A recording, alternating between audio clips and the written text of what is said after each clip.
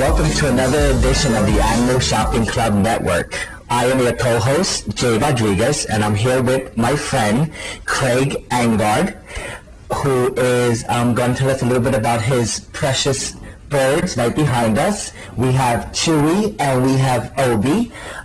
Craig is also a member of the Manhattan Bird Club, and we're going to start a little bit by telling us about the Bird Club, exactly what is it about, how could you become a member, when was it founded, etc. Well, I don't recall when it was founded. I just joined about a year or so ago. They're based out of Manhattan, and basically anybody that owns a parrot can join the club, and I know that they probably would take people who don't have parrots but are interested. Right. And what the club does is they have gatherings where they allow the birds to play. They have lectures by experts in the field. Oh, okay. The club also tries to get birds adopted for people that need homes for birds. Oh, that's great. So they have a lot of different facets as far as what the club does. Okay. How many members? I don't know. It's pretty big, huh? It's at least, I'm sure it's at least a couple of hundred, if not more. Oh, wow. They have a website. I think it's Manhattan manhattanbirdclub.com, I think. Yes, I believe that's it, because I went to the website. Yeah. That's manhattanbirdclub.com for those of you that are interested in becoming members with this organization. So right now behind us, we actually have two of our feathered friends, if you will, right? We have Chewy and we have Obi. Why don't you tell us a little bit about Chewy, and then we'll move on to Obi. Well, Chewy is an African gray parrot, and they're from Africa, the central western portions of Africa, Nigeria, that general area. But since approximately 1985, parrots were no longer allowed to be imported from outside the United States. So all the parrots since then have had to have been bred here in the U.S. Okay. And he's about, let's see, he was born in October of '92, and they live, both of these parrots, they live 50, 60, 70 years. So it's a lifetime commitment. If you want to have a parrot, you have to count on keeping them your entire life. As a matter of fact, they're going to outlive me, so they're already in the will, so I'm make sure that someone's going to take care of them. So it's a big difference than, say, having a dog or having a cat, to actually care for a bird, care for a parrot. Wow. Yeah, I'd recommend if anybody's interested in a parrot that they try a smaller bird first, a parakeet, canary, a cockatiel, or a small parrot. The African gray is considered to be a medium-sized parrot. They have smaller parrots than that. And the parakeets, cockatiels, they live a lot much shorter lifespan. This way, if you see that you like having birds, then you can move up to a parrot if you choose to. Okay, interesting. And I also wanted to say that Chewy, even though he might not speak while you're here, he does have an extensive vocabulary and he makes a lot of different sounds. Pretty intelligent, huh? Yeah. Would you say? I also saw him before eating popcorn. Yeah. That was interesting. Apparently he eats popcorn. Alrighty, and what about Obi? Who's this guy? Well, by the way, just as far as the popcorn goes, it's air pop. You don't want to put oil or salt in the corn, and that's just a treat. Oh. One of them said something, I'm sure it was Chewy. It's popcorn, right? I think he said popcorn. Maybe? That's what he like it. That'll be a new word for him if he said that. But as far as what they normally eat, both of the parrots normally eat a mixture of bird seeds, pellets, nuts, fruits, vegetables, a balanced diet. The larger parrot, Obi, he has to eat macadamia nuts in addition because hyacinth macaws require a higher fat content. I see. Tell me, Craig, a little bit about the health issues that one might be faced with when they care for a parrot. Chewy is a teenager now, and the whole time, I've had him since he was 6 months old, and he hasn't been ill during the time I've had him. So as far as their care, I bring them to the vet once a year, and they're monitored in terms of their health. Okay. But as far as any other care that the parrots get, they some people have their wings clipped so that they can't fly. You don't want to lose them. Right. Both of my parrots are unclipped because I want them to be able to have the exercise. But people also get the claws And I give them a spray bath about once a week. Okay. That's about it. Would that be sprayed Just with water. Just Yeah. with water. Okay. I can put them in the shower, but it's just easier to spray them with a mist kind of. The hyacinth macaw is the largest parrot species in the world, and they sell for anywhere between $8,000 and $12,000. For the hyacinth macaw, between $8,000 and $12,000. So it's not a, Oh, that is very interesting. He likes me now. I spent all that money on him. Oh, look at that at home. Wow. So, I mean, I've had birds all my life as well as other pets, but I didn't just... this is not your first bird. You want to make sure that you... A smaller bird, as you suggested. Yeah. So just to recap some of the things for the people at home, for people who don't really know much about birds, but who would like to get a bird eventually, you should start out with a small bird. They can be pretty expensive, and be ready for a lifetime commitment. Yes. Because as Craig mentioned, these birds will live 70 to 80 years, which is basically sometimes even more than what an average human might live. And I guess they become lifelong partners. Yes. If you will. Yeah. So how long have you had Obi again? Well, Obi, I'll have to turn around. Okay. Hey, Obi, look at the camera. Hey, Obi was born September 7th of 2001. If you notice, that's 4 days before the World Trade Center was attacked. Yes. So he's only what? Now he's blocking my view, so I can't do the arithmetic. He's what? 5 years old. 5. So he's a baby then. Yeah. He's a baby. Yeah, he's a baby. And Chewy's a little bit older. He's a teenager, right? Yeah. Yeah, 14 years old?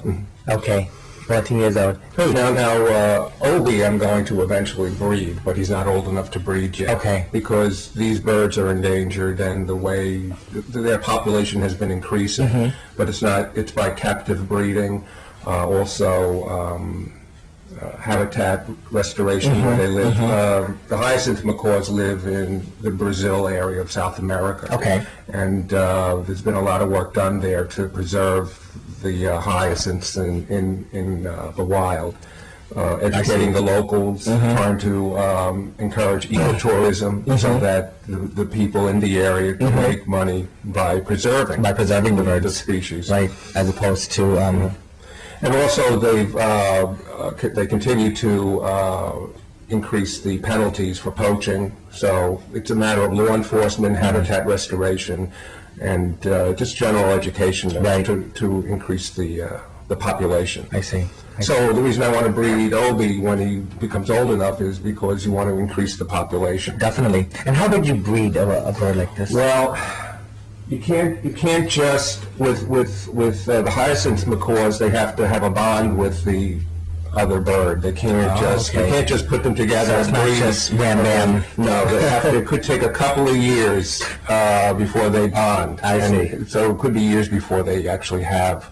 So you could actually marry them off, would you? Marry them off? Yeah, marry them off and just teach some of our young people something too, right? Alrighty, interesting. Okay, and then does it happen, I mean, once they know each other, then it happens automatically? A couple of years, then they a couple of years before they actually have to bond first. breed. Wow, interesting. Okay, good. It's a long process. Yeah. And I see here you have a little furry friend with you too, right? Yep. Now who's this? This is Leia. I don't know if you've noticed, but I've named all of the animals after Star Wars characters. So that's Chewbacca. This is Obi-Wan Kenobi. That's Princess Leia. And this is Leia. No, that's Princess, and this is Leia. Gotcha. And I have another cat somewhere around that's Darth. So the cats are respectful of the birds. They'll sit on the window stoop looking for sparrows, but when it comes to the parrots, they're careful. I guess they know who's in charge, right? But I wouldn't leave them alone for an extended period of time because the cats bite the saliva, from what I understand, can cause infections in the bird, or could actually kill the bird, just the saliva. Wow. You guys stay away, okay? You want me to take one of the cats, put them by the bird, so you can see how they react? If you wanted to, I guess. That's okay. Don't worry, Princess. Let's see, maybe Chewie will say the magic word. What's that? What's that? You're supposed to say pussycat. What's this? Pussy. Say pussy. What's this? As I mentioned before, Obi, one of the things he eats are macadamia nuts. Everyone's familiar with the macadamia nuts. That's one right there. But normally they're in their shell. Oh. Matter of fact, if you shake it, you can... Okay. It looks like a walnut, almost. Okay. And what happens is, Chewy, I don't give Chewy these nuts, but the nuts I give Chewy, they have to be shelled. But Obi cracks open the nuts himself. This is what they look like. And this is a macadamia nut cracker, so I want you to see how hard it is to open one of these up. So what I'll do is I'll set this up for you, and I want you to try to crack it. Okay, well, I'm going to attempt to crack the macadamia nut, right? Come on, you can do it. Does it crack? I think you cut it. I cut it. I didn't crack it. I'm sorry. Go ahead, do it. Don't... Maybe it was on the wrong way. Well, now I made a mess. It's not easy to crack these open, but let's see if he'll do it. You want this one? No, he's going to crack this guy himself. Drop it. He might not open. Let's see what he does. Yeah, he's going to crack it. He's looking for a look at me. And he's waiting for me to do something. He's looking for a seam in the nut.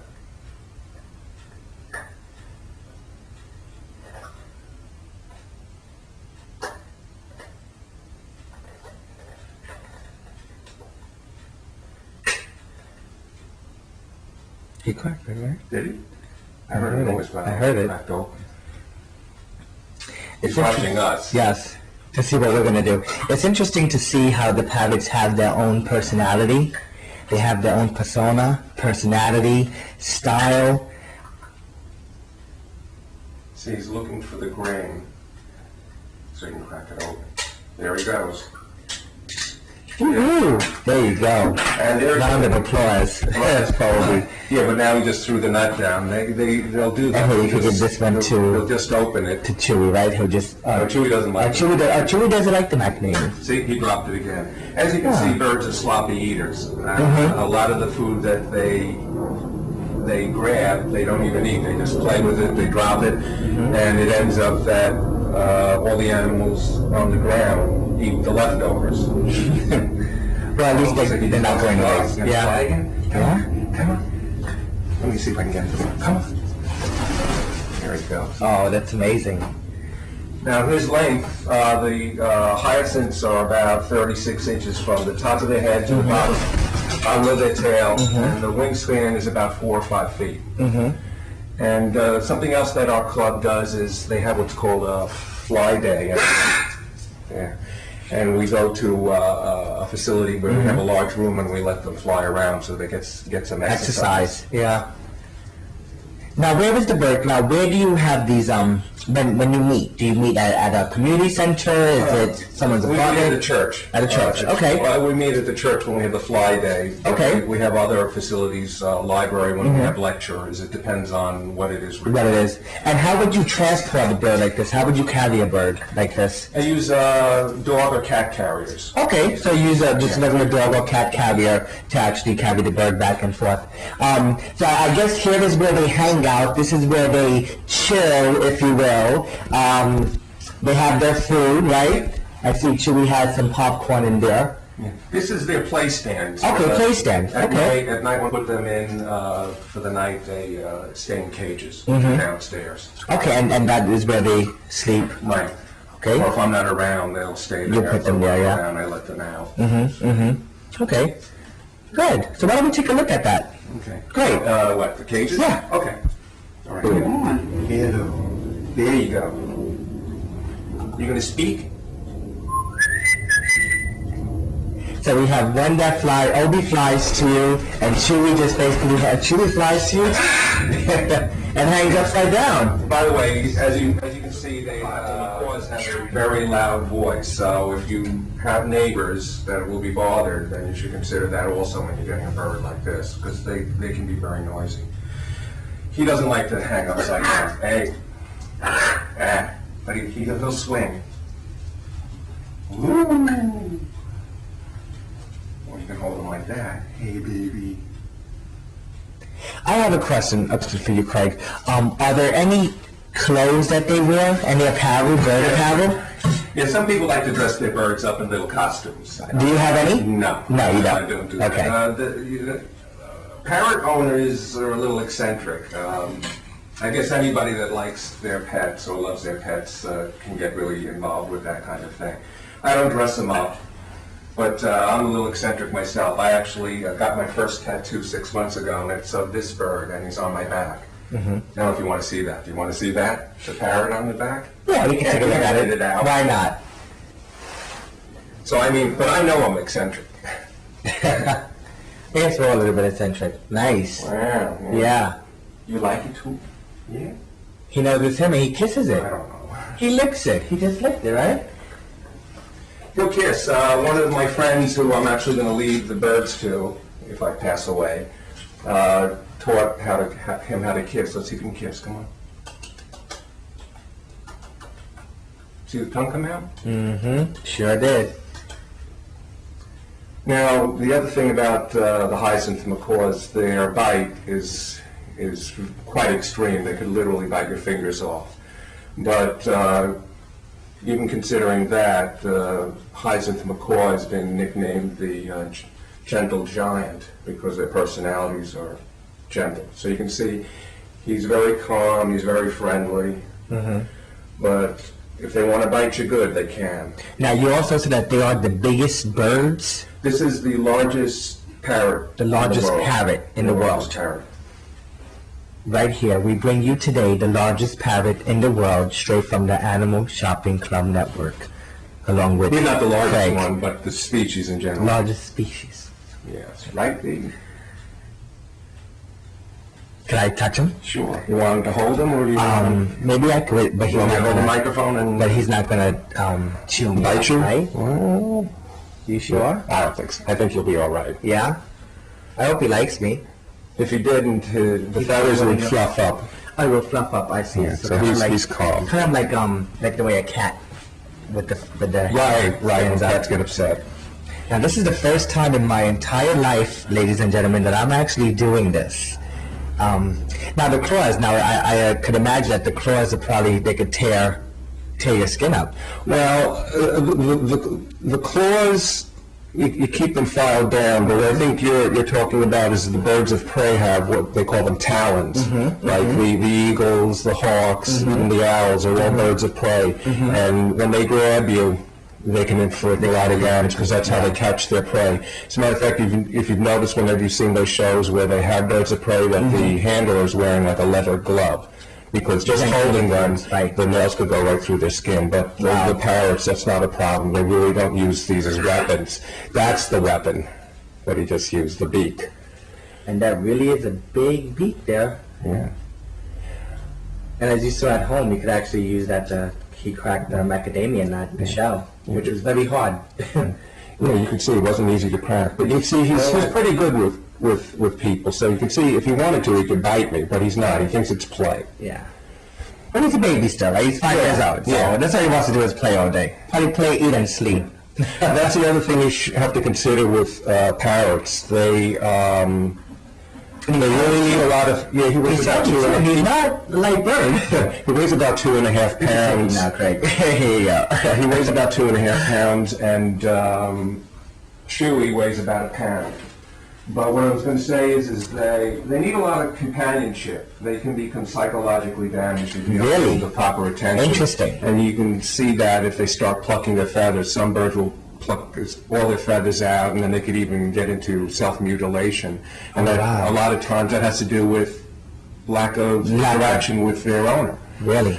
And by the way, even though I refer to myself as the owner, it's really the parrots that own the people. The parrots own the people. Yeah. Take a note of that at home. The parrots own He's got the the nut people. again. Now he's eating it. You like those nuts, huh? What made you come up with the idea to name them after Star Wars characters? Where did you come up with that? I just chose the first parrot I got, and When I named him Chewy, it was because that's what parrots like to do, is chew, as you can see right now. So I named him Chewy because of the chewing, but then when I got the cats that I have, I started naming them all after Star. I mean, I like Star Wars, and I just thought it'd be cute to name them after the different characters. Okay. Would Chewie come to you for a close-up, if you call him? Chewie? Will he fly to me? Yeah. Not on command. But you want me to bring? I'll bring him over. Yeah, okay, just so you could get his close-up, so he's not jealous. And they're both, now I'm addressing them as he's. I'm hoping I'm Yeah, they are. They're both males. They're both males. Good. And you can't tell the male from the female. They're DNA tested through either a blood sample that's drawn, or they'll clip their nail so that a little blood will come out, and then they'll DNA type them for their sex. Oh. You don't want to buy another hyacinth macaw for 10 grand and find out that it's another male. So you couldn't tell just by, I guess, checking? They can't tell. Interesting. They can't tell between themselves if it's male or female. Yeah. Some species of birds you can tell. The males are usually much more colorful than the females.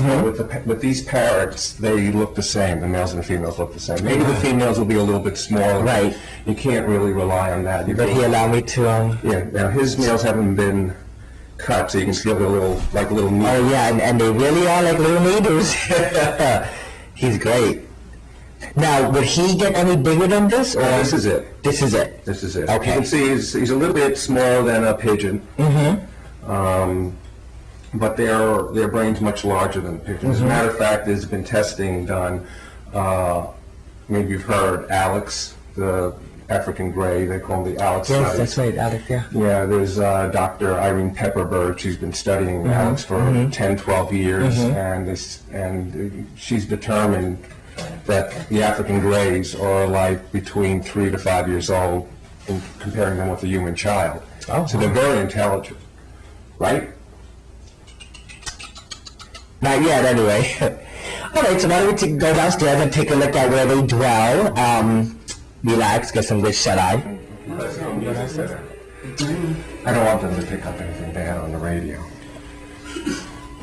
Okay, so here we are. Everybody at home, here we are with Craig once again, and this area right here is where his parrots Obi and Chewy actually sleep. Now, let me guess, because I'm so smart. This is Obi's cage, and this is Chewy's cage. Okay, great. So tell us, how did you come up with the setup? What things inside do they really need? Chewy's cage is made out of it's called powder coat. It's just basically a wrought iron kind of cage. And Obi's cage, the larger parrot, this is stainless steel. And the reason that he has to have a stainless steel cage is his beak is so strong. If he was in a cage, even if he was in a larger cage that was made out of this kind of material, he'd literally tear this apart, this cage. Actually, he's pulled out a couple of these. Yeah. That's how strong their beaks are, so they really need a stainless steel cage. But again, this is an expense. Here you're talking about $500 more or less. The stainless steel cage this big, you're talking about $2,500. So it's a large expense. Yeah, very expensive. The good thing about the stainless steel, though, is it doesn't rust. But they have their whole setup. Here's chili seed, there are pellets here, there are fruits and vegetables down there. There are these little... I don't know what they call them, Nutriberries, which are just a mixture of everything. They better than I do. Yeah. Actually, I think you have fresh vegetables and fruits. And over here too, fresh vegetables and fruits. Here goes the macadamia again. Waters up here. Yeah, these are all the macadamia nuts in there. I mean, it really shows that you definitely care for these guys and really love them. I mean, you could just take a look. And here you have walnuts, right? Walnuts, a mixture of walnuts, Brazil nuts, pecans. There you have the cats. Oh, these fluorescent bulbs that light up the room. Okay. If you can see, it says True Light. You see what it says True Light? Yeah. It's a full spectrum bulb, the kind of light you would get from the sun, so that's better for the birds. Okay. And the lights and the music goes on and off, everything's on a timer. And then you have some plants here, just to kind of... Yeah, I have the plants in here during the winter, and during the warm months I move the plants outside. I see. Okay. Now, it's clean in here now, but they're sloppy eaters. You end up having stuff all over the floor, so you're always having to clean up after the birds. And you can see, by the way, you can see how big this cage. I'm 6'2", and I'm as tall as this cage. They make larger cages than this. Oh, wow. Especially if you have a breeding pair of Hyacinth macaws, you need a much larger cage. You want the birds to have a cage that's large enough so that they can span their wings and stretch out. Okay, very important. So if you're thinking again about getting a bird, cage should be large enough for them to actually expand their wings. And they should also have toys, like this one here that I'm wiggling. Very important, toys. Yeah, and this one was much bigger than this, but you can see how they chew them up. And it probably also makes their beak stronger, right? Yeah. When they chew on them. Also, it files their beak. Files their beaks. Because along with getting their wings clipped or their nails clipped, you also have to get their beak trimmed. The beak is kind of like your nails. It keeps growing, so it wears down and it grows back. Now, if you were to bring, Craig, one of the parrots to a groomer, how much could that run you? It depends on the smaller birds is less, the larger ones. Now, I would say, just as a rough estimate, you would get the wings and claws clipped, and the beak trim would probably cost you for this bird maybe $20 or $30. It's something that the vet can do when you bring the bird in for a regular exam. Right. You can do it yourself, but it's usually something you have to do with two people. One person has to hold the bird, and one person does the clippings. Oh, wow. Interesting. Good. Well, I guess that's about it for our bird show today. I want to thank Craig for coming down and for welcoming us and you guys at home to his lovely home to film his lovely friends. Okay. Again, my name is Jay Rodriguez, and it was a pleasure. Take care.